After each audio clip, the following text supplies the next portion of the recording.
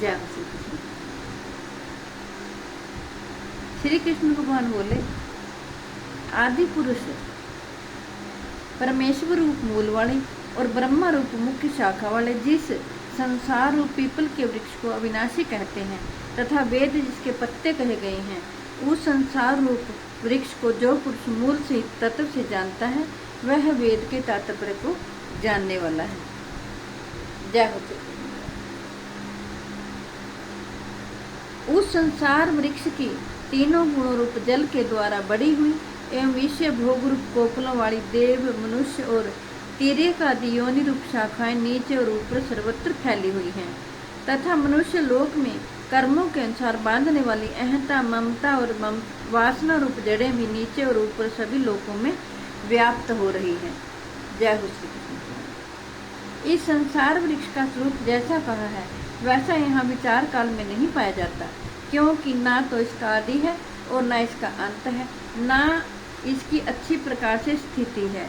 इसलिए इस अहंता, ममता और वासना रूप अति दृढ़ मूलों वाले संसार रूप पीपल के वृक्ष को दृढ़ वैराग्य रूप शस्त्र द्वारा काट कर उसके पश्चात उस परम पद रूप परमेश्वर को भली भांति खोजना चाहिए, जिसमें गए हुए पुरुष फिर लौटकर संसार में नहीं आते और जिस परमेश्वर से इस पुरातन संसार वृक्ष की प्रवृत्ति विस्तार को प्राप्त हुई है उसी आदि पुरुष नारायण के मैं शरण हूँ।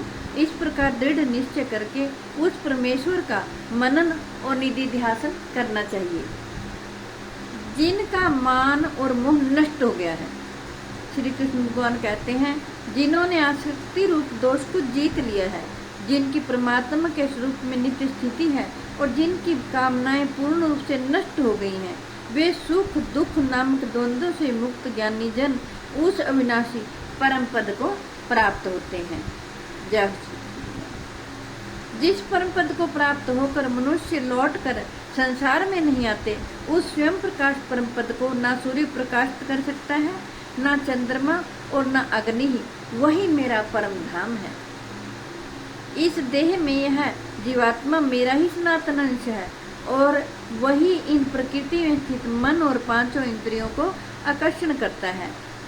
श्री कृष्ण भगवान कहते हैं, वायु गंध के स्थान से गंध को जैसे ग्रहण करके ले जाता है, वैसे ही देह आदि का स्वामी जीवात्मा भी जिस शरीर को त्याग कर जाता है, इससे उस मन से इंद्रियों को ग्रहण करके फिर जिस शरीर को प्राप्त होता है उसमें जाता है। यह जीवात्मा श्रोत्र, चक्षु और त्वचा को तथा रसना, घ्राण और मन को भी आश्रय करके अर्थात इन सब के सहारे से ही विषयों का सेवन करता है।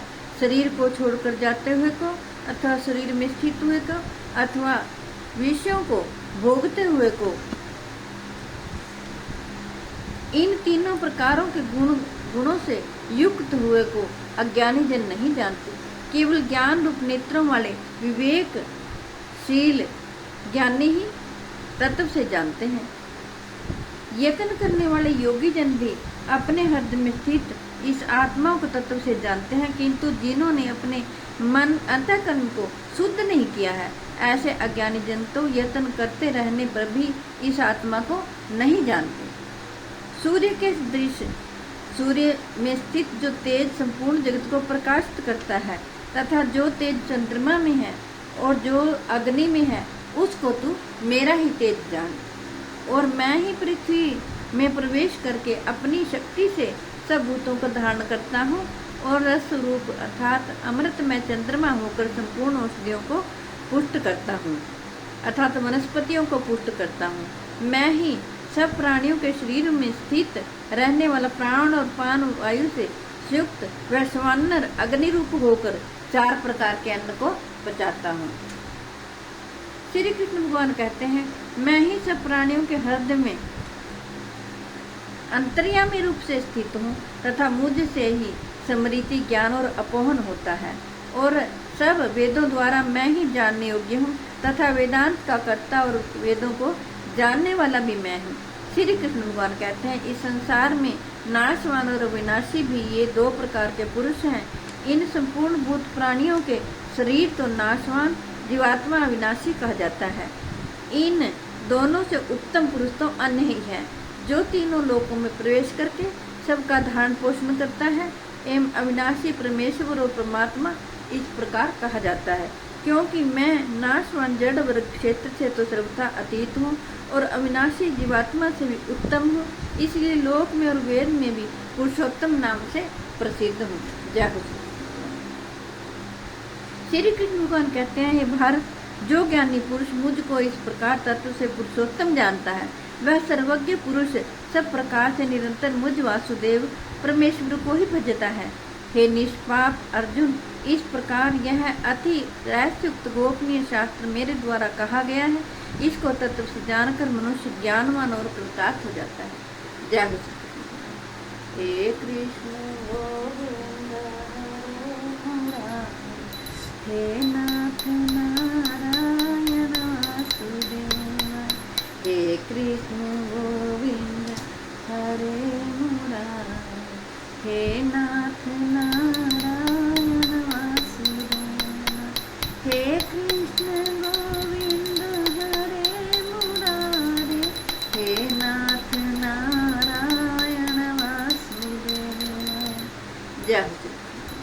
मेरी आपसे हाथ जोड़कर प्रार्थना है कि आपके घर में जो बीमार हो, लाचार हो, चल फिर ना सकते हो, आप उन्हें गुरु भगवत गीता जी का पाठ सुनाएं, विश्व के कल्याण के लिए, जगत के कल्याण के लिए। मैंने ये भगवत गीता जी का पाठ आपको सुनाया है।